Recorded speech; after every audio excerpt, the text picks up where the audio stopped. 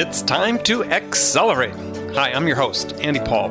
Join me as I host conversations with the leading experts in sales, marketing, sales automation, sales process, leadership, management, training, coaching, any resource that I believe to help you accelerate the growth of your sales, your business, and most importantly, you. Hello, and welcome to Accelerate. Joining me on the show today is Priest Willis. He's the founder of Affiliate Mission. We're going to talk about a little bit different take on sales today, but affiliate marketing. And Priest, welcome to Accelerate. Andy, thank you. It's my pleasure being here. Well, always pleasure to have a fellow Wisconsin native on the show. So we have to stick together, cheeseheads. That's right. We have to stay together. So, are you still a Packer fan, even though you're no longer? I mean, you're down in North Carolina now. So, have you changed your allegiance over to the Panthers from the Pack? If I did, I'd get my Packer card taken away. So I have to still keep Packers primary, but I'm enjoying myself with Carolina, although they're having a bad season right now. Yeah, it's been a rough season. So, but for both teams, Packers. That's true. Not exactly covering themselves in glory either. So, well, good. Well, welcome to the show. And just take a minute and introduce yourself and give us a little bit about your background. Yeah, thank you. So Priest Willis again, and I am the president of AffiliateMission.com, which is an online affiliate management company. So we manage large to small business that, they own several different widgets, and we manage their affiliate program on their behalf. In some cases, they may be involved. In some cases, they may not be. But what an outsourced program management is basically someone that isn't necessarily sitting in the office with you. We have our own office, we have our own team, but we're working on behalf of the merchants. So if you look at companies like Lenovo, Target, Wantable.com, and others, we would manage their affiliate programs. But before that, I started off building computers, and my father taught me how to build a computer in his basement, and I kind of picked it up from there and started putting motherboards and systems together, and quickly found out that I just didn't want to do it anymore, because as people got viruses and different issues, they would always bring the computer back as if you missed something. So now you have to fix it again. And that just wasn't the issue. They just would go to the same sites and fall into the same issue. So that became super laborious. Started selling software on eBay and doing some other stuff from there. And then I decided to move into websites and create websites. Mm-hmm. And that became, an issue. But what I quickly found out was not selling or not having product myself as inventory, or even having to buy, Dreamweaver and different systems. All I would have to do is be an affiliate, so I could create different blogs and put banners up on my site, not have to deal with inventory, essentially not dealing with customers, and it was still relatively profitable. I kind of got into affiliate marketing and stayed within it. So since the early 2000s, I have myself been an affiliate and ultimately turned into an affiliate manager, and that's now for the past 4 years where I've come up with my own agency. All right. Well, let's start at the beginning. For lots of people in the audience that are listening to it, my first time hearing about affiliate marketing is explain what it is. So, I mean, it's just great because as we talked about before the show, is I know lots of people that are making some really serious money as affiliates. So let's break it down for people and make sure they understand exactly what it is. So start with describe what affiliate is and how a company uses affiliate marketing. Yeah. And, this is a great question, because I think a lot of times people are turned off from the notion of affiliate marketing because they think it's, some magic or something scammy at the end of it. Affiliate marketing is not multi-level marketing. It's not ballroom hope. It's not these different kind of pieces that you may experience in sales. What affiliate marketing simply is, it's you earning a commission by promoting other people's products. So as I mentioned, if you would approach a Lenovo or another company to sell their computers, their products on your website, because let's say like you have a blog that says janisescomputers.com, and typically you were just writing about computers. You had no idea that you could create links or have banners on your website to actually earn some incremental revenue from that. Companies like that want to take advantage of your real estate on your website. So at the very heart of what affiliate marketing is, it's purely you owning a commission on promoting other people's products. And essentially affiliate marketing stems from Amazon was probably one of the first big players in affiliate marketing. Back in 1996, they kind of created this model where they have all these products on their platform, and they want to be able to push these products to spaces that they ordinarily wouldn't get to, because they could only get one set of eyes on their website. So they incentivized a lot of people to kind of sell their products on their behalf, which is how you come up with Amazon Associates. And then ultimately, the affiliate marketing industry evolved into just that, a complete industry. So all big box players, if you go to their website, go into the footer, most of them say affiliates, and that's where you typically would join up, and you would immediately be given access to creative, where you would put banners and text links on your website. There's a cookie, and we can probably talk about some of that stuff later, the technical pieces of it, but that would drop, and once a sale converts, you would be paid for it. Okay, so and that's really the key part. So you put the banner or the text link on your site, and you're doing that. You're not being paid for that. You get paid when somebody actually clicks on that link, takes it all the way through, and buys something. That's right. So a lot of times when you are joining the affiliate program for a merchant, they are working with a third-party tracking system, or what they call an affiliate network. So some of the big names out there is Commission Junction, right. Share Sale, Impact Radius. Those guys are completely in sort of unrelated to the merchant themselves, but they're tracking those orders for you. So once this cookie, which is a small JavaScript that kind of goes in the back end of your computer, once it drops, and that they call that a cookie, it immediately alerts that network to say, hey, there's a visitor that came to the site, they're shopping around, this could be a potential buy. And once that customer decides to buy, so they go through the whole transaction within the shopping cart, that sale is what's called the conversion, and you'll be paid a percentage on it. So some programs offer actual money where they say $150 per sale, or a lot of them offer a percentage where they say $10 or 10% of each sale that you make, you'll earn that commission for it. So that's why, like your friend and like people that I know in the industry, can make a lot of money from it. Okay, so and just one sort of technical thing, then we'll go back and take a step back, is so when someone clicks on the link and the cookie's activated, generally then do you only get paid if the transaction occurs directly, or what if they abandon the shopping cart and come back at a later time? Is your commission still attached to that person? Great question. So a lot of times the merchants have, and they put all of this on their page because they want that to be the incentive for you to join their program. So they have what's called a cookie duration. So when you go onto their site, they'll list there that they pay 10% commission and their cookie duration is 30 days. And what that means is that when they come to your website, if they decide to put something in the cart and they just decide for whatever reason to get up and walk away for a few days, as long as it's within that 30-day window, if they convert that sale, you still get paid for that sale. Okay. Well, so let's put this in the concrete terms for people. We have a lot of entrepreneurs and small business owners, that bloggers, authors, people that listen to the show on a regular basis, that maybe have never dipped their toe into the affiliate marketing pool for reasons you talked about. Maybe they think it's a little scammy or Yep. so on. But if we've convinced them that it's legitimate here, especially given the high profile vendors, as you talked about, that use it, and so how do they start deciding? Okay, what should I do? Right? How should I approach this? I mean, maybe you look at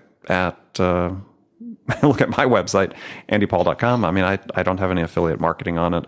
I mean, what would be the first step, I should look at in terms of trying to say, okay, what would be a product type that I should represent, or how do I go about that process? That's a really good question. So there's two ways to consider this. So let's talk about it from a merchant perspective. A lot of times companies that are bootstrapping themselves don't necessarily have the resources to pay an SEO person, search engine optimization person, a search engine marketing person who may do PPC for them or do email. Pay-per-click, right? Advertising, and right? Pay-per-click, that's right. So one great way of doing it is starting an affiliate program to sell your widget. So andypaul.com, for example, you want to sell your books, you want to sell your ebooks, you want to be able to incentivize your followers that want to be able to get the word out on your behalf. Well, offer an affiliate program for them. It's a relatively low risk way for you to start a program and pay people that if they sell something for you, they're going to get a part of that sale. And if they don't, then you don't have to pay them anything. The only costs that are typically incurred is what you're paying for the network itself, which we just talked about in Commission Junction, Share Sale, those other guys, and working with someone like myself. Mm-hmm. Now, on the flip side of that, if you are the affiliate, so again, separate from the merchant is Target or andypaul.com. If you are the affiliate has to look at what is it that interests me most. So I would not suggest to you to start trying to sell a product or create a blog to sell products that don't ordinarily interest you. But if you're interested in fitness gear, for example, and you already have a blog that talks about fitness gear and you're becoming the authority within the fitness space, then it would make sense for you to become an affiliate with Reebok or somebody along those lines. But if you're just creating it because that's your way of trying to get rich quick, I wouldn't suggest that. So my point here is find a niche that makes sense for what you would ordinarily do anyways. If you're a photographer and you love cameras and you love shopping for cameras and you know all the different models and you have a site that's dedicated to it, that may be a good opportunity for you to reach out to Canon or someone, because these guys probably have affiliate programs, and just it becomes a natural, I hate this word, but it's a natural synergy between you two to kind of form a relationship. But the key at the base of this, which I think is one thing that people need to understand, is that it's only going to work. Let's say you are this camera enthusiast. Let's say you've started a camera blog and it's been out there for a little while. Is the affiliate marketing will work for you if you're already driving traffic to that site? Not necessarily. Really? I mean, it seems to be that sort of needs to be one of the requirements. Is if you're not getting traffic, because I mean, it's not by virtue of having the banner ad from Canon that people are going to be driven to your site, I would expect. Well, so let's take one step back here. So let's say like this person that may be listening and wants to become an affiliate, not necessarily a merchant, but they want to become an affiliate, that they don't have a blog at all yet, but they've had some ideas that they've been jotting down and things that they've been interested in, whether it's been about cooking or whatever the case may be. Just because they create a site doesn't, or have a newer site with no traffic yet, doesn't necessarily pigeon them out of creating an affiliate program and having something that can build up. Now, to your point, it will take a little time. So the expectation of becoming a millionaire within 3 months is out for you. Well, that's what I was trying to point out it's you have to do some work on your own. You absolutely to generate have traffic to your site so that you're generating prospects for the affiliate's products. That's right. The merchant's products, excuse me. That's right. That's right. So for the person that already has the site, already has the eyeballs on the site, then absolutely. I mean, it just makes complete sense because they already are driving the traffic versus the other person that's kind of creating all this stuff from scratch. So without any question, the person that already has the blog is probably going to see some success a little bit faster because they have the platform already established. But I wouldn't discourage the person that wants to start and create something since they feel like, oh, well, I don't have a blog, so I can't get into affiliate. No, you still are a candidate for someone to get in, but I would still highly suggest get into something that you're familiar with and comfortable talking about. Yeah, I agree. And the thing that's exciting about this for people listening is that if you're in sales, you're in marketing, you're in business, you have this entrepreneurial bug. I mean, maybe professionally you're selling IT equipment, but on your days off, as you said, you're a camera enthusiast, you're a cooking enthusiast, you've started a blog, you've started Facebook page or something on this particular topic area. Why not take advantage of it? Yeah, absolutely. I mean, it's make some extra money if it's a passion. Put your passion to use. Absolutely. And to your point, if it's already a passion, it's already something that you delve into. You may even have articles written that you haven't published on a blog per se. You absolutely could take an hour out a day or an hour a week if that's what you need to start to kind of play in the space. And look, there's enough. When I first started in affiliate marketing, there was not any real good materials or videos of teaching you how to do it. So you don't have to go out and spend $1,000 for courses to learn how to do this. There's great material that people have put out for free on YouTube to teach you, about affiliate marketing and some of the principles. So allow yourself a chance to fail at it if that's what you think you're going to do, and then kind of build up from there. Well, let's talk about the various platforms then. So, obviously you could start a blog site and do affiliate marketing. Can you do it through your Facebook page? You can. So that's kind of one of the beauties of affiliate marketing. And so obviously, people have blogs. There's great opportunity there because of kind of its search engine optimization benefits and link juice that you get and all that good stuff. But there are people that have 0 blogs and they're doing great with Facebook, Twitter, Instagram, either all 3 or just one of them, just because, again, the following is there, right? So they have 5,000 people that are following them and they're posting, different products. But as they're putting that up, the links that they're putting in there are links that are connected to the network, like we talked about earlier. So being a social media affiliate, if that's what we want to call them here, is absolutely just as a successful route as doing content blogs. So let's give an example of how it works, let's say on Facebook and on Instagram. Yeah. So, you have somebody that maybe on Facebook, they already talk about, let's just say beauty items. Mm-hmm. They're always kind of getting up. They're talking about their daily routine. They show what they put on during the day and what kind of makeup that they actually use. The thought maybe had never occurred to them that particular makeup maker actually has an affiliate program. And I couldn't even Clairol. I couldn't give you a name on. You're a guy. You're excused for. I try to think swiftly of a name and I couldn't. But in any case, most of you guys know a name out there, and look for their website and see if they have an affiliate program. If they do, sign up for their affiliate program. What they offer you within that network is what's called a text link. So you are given a link that is completely associated with you. So we just talked about kind of putting up banners and blogs. Obviously, you can't do that within Facebook. So you're going to just create a link and you're like, hey guys, this is what I put on daily for my makeup. I love this mascara. It's smoky with my eyes. Here's a link if you like to buy. I sound horrible, Andy. I don't know what I'm doing here. Great commercial. I was just envisioning it, but go ahead. This is going downhill quick. So, this is great with my eyes. Click this link if you'd like to order your own. And that link, remember, we talked about dropping a cookie earlier. It simply follows that same URL pattern where once the link is clicked, it drops that cookie, and now it's being tracked just as if you had a content site. Well, and to put this into context for people, I mean, certainly some significant portion of the tens of millions of dollars that, let's say, the Kardashian family reaps every year in their business enterprise is affiliate marketing. I can absolutely guarantee you that a large portion of what the Kardashians do now, they get a lot of money, what's called media buys. So they get media placement and all that stuff. But absolutely, the beginning stuff of what Kim started off with was affiliate marketing. So she would have within her Twitter pages, when you clicked on a link, you were clicking on an actual affiliate link within that Twitter page. And so same with Instagram. You asked how that works. Instagram doesn't have it right now, as many people know, where you can click on the image or a link within that image. But a lot of people, what they do is they put it in their bio.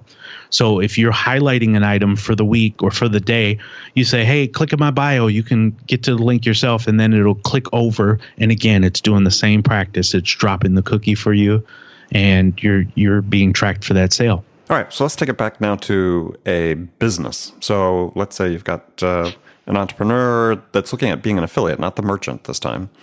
And maybe it's a blogger, business blogger, or maybe it's a small business, maybe that local service business, something. How do they begin that process then of choosing, because it has to be congruent, you said, with their service and their brand offering.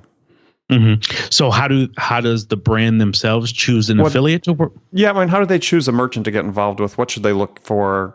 Because I've seen a couple people that I go to their sites, more than a couple actually. I go to their sites and they're clearly got affiliate links up for things that just look like Does it this. fit? Yeah, it doesn't fit. It's filling space. It doesn't help them in their own brand building, which is they shouldn't be doing anything that's counterproductive in that.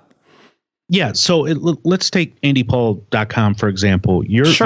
Your brand is about business coaching. You offer resources to help people in sales, coaching, along those lines.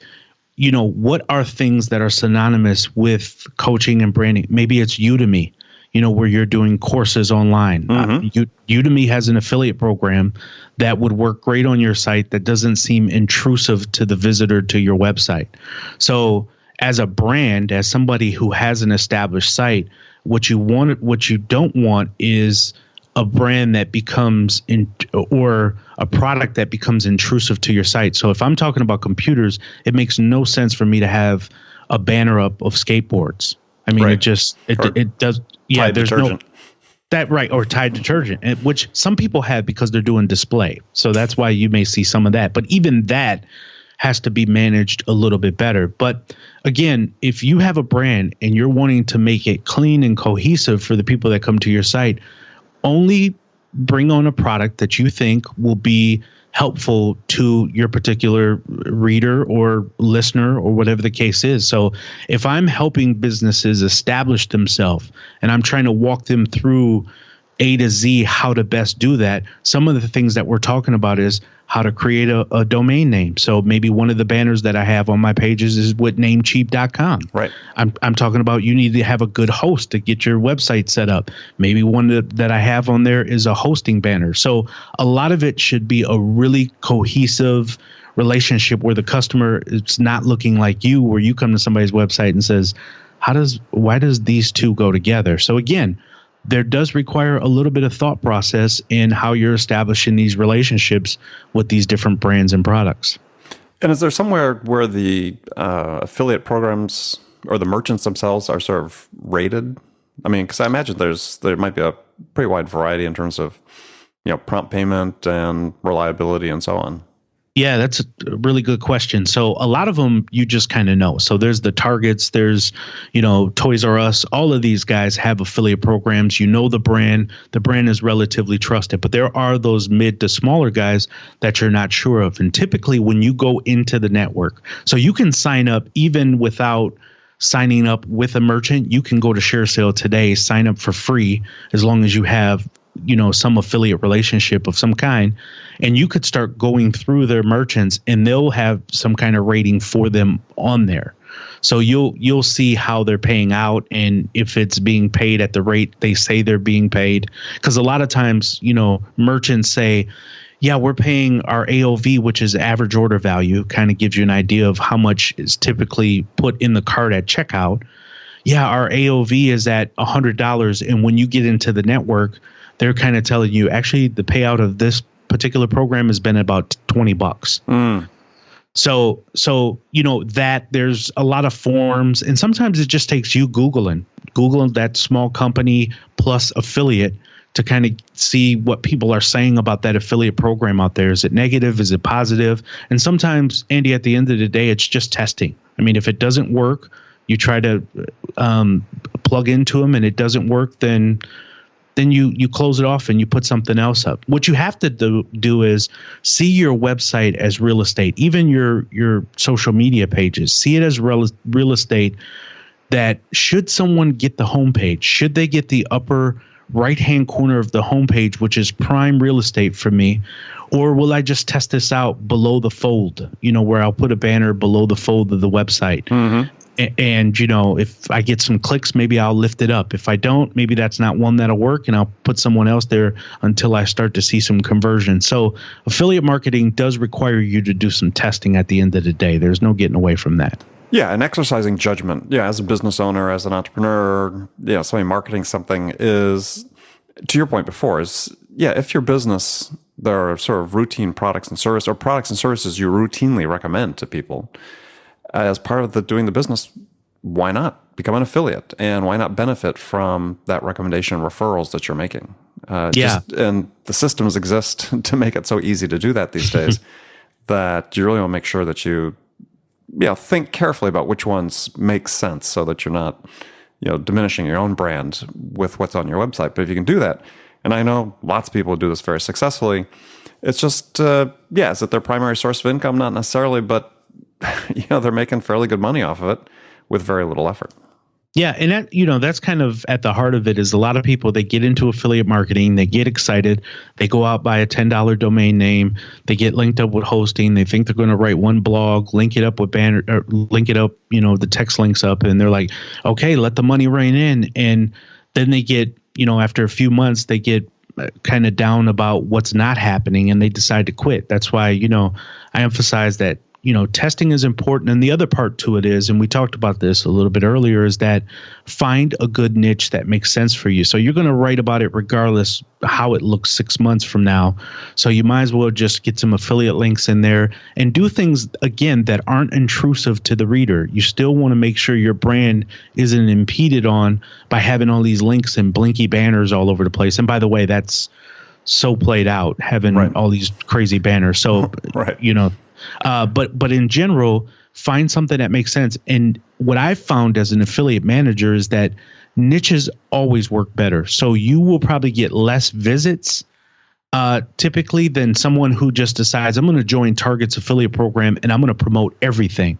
Well, that's not really going to help you. I think if you find something where the search is so specific, where you're looking for a black Batman costume at Target, if you create a site or at least a page around that, you may get less visits, but the conversion is going to be better because you've literally narrowed it down to the niche there.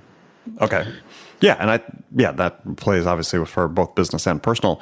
So give us an idea of what Affiliate Mission then does, because you're different from Commission Junction, as you said, and the others that are tracking all these transactions, millions and millions of transactions they're going through e-commerce platforms. So what do you do?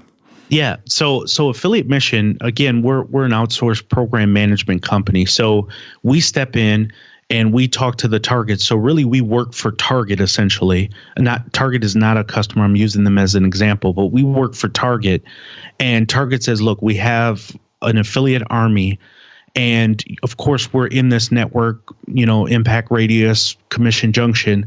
We don't really want to deal with it because we don't really understand it. Can you come in? And we come in with our experience and with our relationships, and we manage that ecosystem. So we speak for Target on their behalf, and we talk to the affiliates. So we say, hey, affiliates, here are the banners you should use for this season. When you come in and meet us inside the network, we can talk about different offerings, and we can kind of help give you the speak that Target is using internally to not only make you a good affiliate, but make you a good merchant-specific affiliate. Mm-hmm. So we're kind of managing that whole relationship from start to end. Additionally, we're recruiting new affiliates for Target. So we're finding new possible influencers out there that can sell, whether it's exclusive products that Target is offering, Lenovo is offering. We're finding people out on YouTube that are doing unboxes for computers, and they may have done it with competitors, but we're reaching out to them saying, hey, we've seen that you had some great success and engagement, with competitors. We'd like to offer you an opportunity to do it for Lenovo. And so that's at the heart of what we do, what Affiliate Mission does. Now, so you work on the merchant side primarily. You represent merchants. That's right. So, give an idea of what sort of type of companies you work for. I mean, if I start an affiliate program, would I come to Affiliate Mission, serve a prototypical small business, or do you work with larger merchants? Yeah, we work with larger merchants, but we just signed a company right now called Skinny & Company, and they sell nothing but coconut oil, whether it's for beauty. And we literally just signed them Monday. They're not a huge company. They're just someone that has coconut oil-based products that they want to sell, great packaging, all that other kind of stuff. So they came to us and said, hey, will you help us establish our affiliate program and sell our products? So that's exactly what we're in the throes of right now. And that same process is what we multiply over and over with smaller and larger companies. Now, obviously, larger companies are a little bit more mature. The affiliates may be coming in because of passive activity just by people knowing them, where with this other company that I just talked about Monday, we have to go out and actually speak on their behalf and really try to pull some people in. But the premise of how you manage the two are exactly the same. Right. And the thing with the small company, just to make sure people understand, is that they still have to go out and do their own marketing. I mean, they're not just relying sole source on affiliate as a way to sell their product as their only sales channel, right? Oh, absolutely. They're still doing their own social activity. They're still doing their search engine optimization, their own pay-per-click advertising. They're still doing other digital marketing components. Affiliate marketing is just another digital component of what they're doing within the business. Another sales channel. It's another sales channel. So it's not necessarily replacing any of that, although it could in some areas. But it is just kind of another piece that you're plugging into your process. Now, I made a statement. I want to make sure I qualify this a little bit. So I just said that it could replace some things. So there are some people that say, look, I don't have enough to then pay you to manage my affiliate program and then turn around and pay someone else to even sit in the office or pay an outsourced person to do pay-per-click, for example. Well, affiliate marketing, there are affiliates who focus on pay-per-click marketing. So you could literally turn to them and say, hey, we will pay you a percentage to help us do some paid advertising. The merchant is going to take over doing their top 3 keywords, which is probably their trademark keywords, but you can take everything else and kind of manage the pay-per-click effort. So that's the cool thing about affiliate marketing, is that you can plug in a lot of other digital marketing efforts until you get your wings about you in those other areas. Interesting. Well, I think that, just to sort of summarize, before we move to the last segment of the show, is when you think about affiliate marketing, talk about first if you, as an individual, an entrepreneur, this is a way, if you got some special interests, is that you can leverage what you're doing to make some additional money, both either, if it's a sidelight or as part of your professional life. As a company, that if you have something that that you're selling, that you think there could be a broader audience for, affiliates could be a great way to reach some additional buyers as another sales channel that you haven't tapped. And we'll give Priest an opportunity in a few minutes to tell us how to reach out and get in touch with them and have him give you some more information about it. So, Priest, I've got some sort of standard questions we run through in this last segment of the show. And the first one is, when you're Priest, you're out selling your own services for your company, what's your most powerful sales attribute? Well, based on, our whole mission is offering 3 to 5% of our profits back to the customer and their nonprofit focus. So what we're, let's get into that. We didn't talk about that. So I guess that's the mission behind the affiliate. So explain that so people understand. Yeah, so I'm a firm believer of capitalism, but I like conscious capitalism. So I really want to make a difference in the world. So, for me, just to come to tell somebody, hey, we're another agency, we just came up from behind another agency, we just seem like another number, but we really are trying to leave a footprint or a legacy, if you will, in the world. So what we're always telling our customers to get them involved, or our clients to get them more involved in giving back, we say, look, our profits that we earn every quarter, we give 3 to 5%, our profits with you, that particular client, we give 3 to 5% back to a charity of your choice. And that's to get them involved into the giving back and keep us more as cohesive partners. So the mission is just giving back, finding ways to encourage our clients, encourage others to be difference makers in their community. And that's, at this point, has separated us and always seems to add a nice kind of sales pitch as we're talking to people. It perks them up a little differently because they realize we're not just in it to take your money and just be like whatever they may think they experienced on the last run. So, but that's been really great for us. But at the end of the day, people want to get results, right? So sure. we've had to do that piece, but that has always been a good piece for us, is our mission itself. Yeah. Well, if all else is equal, then it's a very interesting differentiation. Yep. Who's your sales role model? Oh, that's for a long time it was Lee Iacocca for many different reasons. But I have a more local person. His name is Jalem Getz. He started a company called buycostumes.com. Eventually moved off, he's a serial entrepreneur located in Milwaukee, Wisconsin. And, I got to know him intimately. He became a friend. So although I admire the Lee Iacocca, Steve Jobs, who did wonders in front of groups and talked about his product and everybody admires him, for me, it was more on a personal level to really watch this guy as he built multiple businesses, successful businesses at that really gave me a new take on sales and my approach to it and things along those lines. Okay. So what's one book you'd recommend that any prospective affiliate marketer should read? There's a book that I really enjoy by Nir Eyal, last name spelled Eyal, and the book is called Hooked. And what he's kind of going through is the psychological mentality, if you will, of why people get hooked on certain products and not others. So, for example, people wake up every day and they grab and they look for Instagram. And that's because people become invested. They put their own pictures up. They want to see if people are liking them. You become invested in products. So he's always encouraging salespeople and business owners to find a way to make your customer feel invested into your business.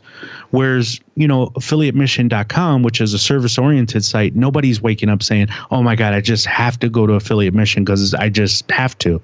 But if you start adding components like podcasts, blogs that are really helpful for people, you now create something that hooks them in. And that, when we say hooked, it's not meant to be like you're trying to trick them or bait and switch. Hooked is just why do some companies work and others don't. So that's a book that I really encourage salespeople and business owners and others to read. Okay, great recommendation. Yeah, I actually just have purchased it. I've not read it, but I had purchased it last week. Awesome book. So on my list. All right, so last question for you. It's always the tough question. What music's on your playlist these days? So you're going to kind of you're going to say Wisconsin polka. Yeah, Lawrence Welks is one of my favorite. I play him all the time. Roll out the barrel. So the person that I listened to yesterday when I was shaving and all that kind of stuff is Miles Davis, Kind of Blue. Mm-hmm. I'm a huge fan of jazz, John Coltrane, some of the names that we know. Right. But Miles Davis, it seems like every time I'm cutting my hair, every time I just want to zone back a little bit, Miles Davis has been huge for me. I never really appreciated jazz when I was younger. And as I got older and you kind of want to step outside of your own brain, if that makes sense, jazz has done that for me because I think largely because you're not hearing the voice of someone else singing and kind of clouding your own voice in your head, but it adds kind of the soundtrack to what you're thinking about. No, I think it's a great way of talking about it. Yeah, I use jazz as the backdrop when I'm writing. I mean, that's not Miles Davis, but I use Keith Jarrett, great pianist. Okay. I put that on as soon as it starts playing. It's like a Pavlovian response. I start writing. So, me too. It really helps clear the mind. Well, good. Well, Priest, it was great having you on the show. Tell people how they can find out more about Affiliate Mission. Yeah, Andy, thanks again. I'm honored. I'm a fan of the podcast, as I told you off air, and I want to make sure that I share that. Great questions. Just somebody really good and genuine to talk to. Well, thank you.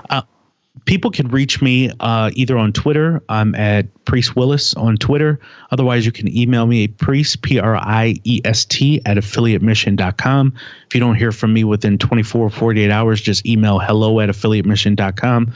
And my assistant, Janine, will get to you probably faster than I would. But I definitely love to talk to you. Great. Well, again, Priest, thanks for being on the show. And thank you, friends, for spending time with us today. Remember to make it a sales habit to deliberately learn something new every day to help you accelerate your success.